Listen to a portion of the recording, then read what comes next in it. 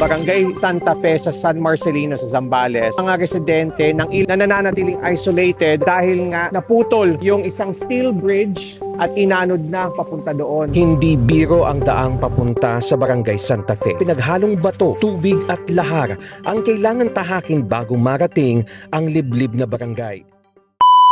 Okay, nandito tayo guys sa assembly natin. Mototesto Long Route Society Supply Run Mission to San Marcelino, Zambales. We are now at Petron NLEX and more than 30 rigs loaded with more than 12 tons of relief supply bound for San Marcelino, Zambales. This won't happen if wala yung mga sponsors natin. Hindi ko na mentionin isa-isa dahil napakadami. Overwhelming yung mga nag-support netong initiative natin to do a supply run going to San Marcelino, Zambales. Total packs natin is more than 1,000 packs yung nagawa natin sa mga donation. Plus more, kasi marami pang nag-donate ng mga water, mga solar light, may gamot. Yun, complete.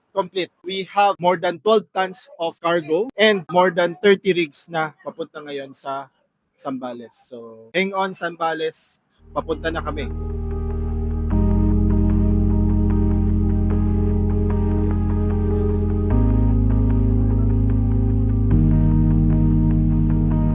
We're already risking by going there. By volunteering, being here, everyone is a hero na magkahatid tayo ng tulong.